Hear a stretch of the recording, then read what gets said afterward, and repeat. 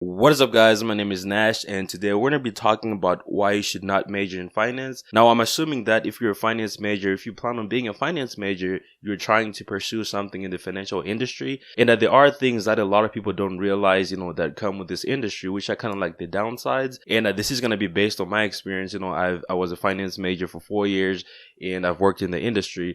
So this is based on things that I've actually learned over the years. All right, so the first thing is going to be the high levels of stress. So this is one of the main things that a lot of people in the financial industry complain about. So it's always going to be a lot of work. And when you have a lot of work to complete, this kind of like brings on stress, trying to figure out if you can finish it on time, and you have to meet certain deadlines. And this is going to be relative to the job that you're doing or the tasks that you're doing. So a good example might be a financial analyst who has monthly reports, who has weekly reports or daily reports that are due, and you might get a request from a client asking you to put together a report, and you have to figure out how to do it. All right, so just having to do a lot of things will bring a lot of stress, but the good thing is over time you get used to it, because you get used to the process of doing things, and you kind of like come up with your own strategy on how to handle things. Let's say you have a client that always asks you for an expense report, right?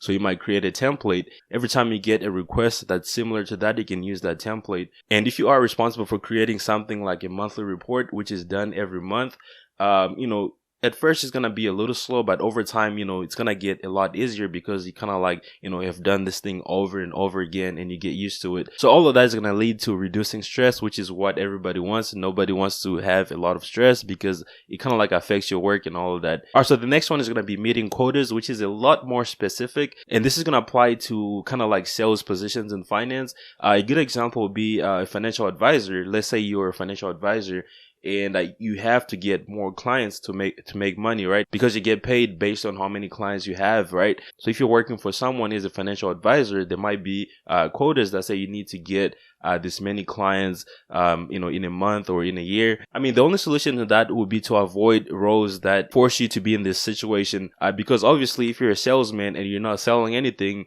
there's no need for a company to hire you, so you're going to get fired. So there's always going to be quotas if you are going to sales related roles in finance. And the last one is going to be continuous education. This isn't really a downside, because I feel like in every field, there's always a need to keep learning so you can become better and maybe get a promotion. But in the finance industry, it's an industry that's always evolving.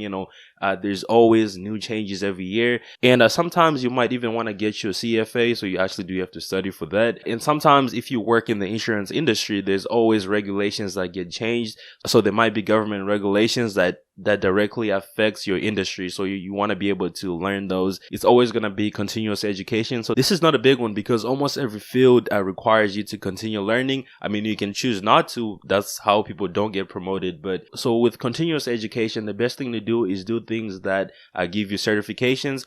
So if you want to learn Microsoft Excel, go ahead and do a course online where you're going to get a certification that proves that you actually learned that, and you can add that to your resume. Or you can go ahead and tell your boss that you have a certification to add to your set of skills. You might get a promotion or a raise. And one thing to note is that everything ties back to high levels of stress. If you are in sales and you're not meeting your quotas, you're going to be stressed, because, you might get fired for not meeting your quotas. And also, if you don't keep up with the education in the finance industry, which is always going to be you educating yourself, because nobody's going to force you unless you want to get like a certification, then you're going to be forced to educate yourself. But if you want to stay on top of things, you actually have to educate yourself, so you're not clueless when, new things happen. And sometimes when you're clueless, that's going to lead to high levels of stress as well. But that is pretty much it for this video. Let me know if I left anything, or if you want to add anything to this. Make sure to go ahead and hit the subscribe button below if you haven't already. And I'll see you in the next one. Peace.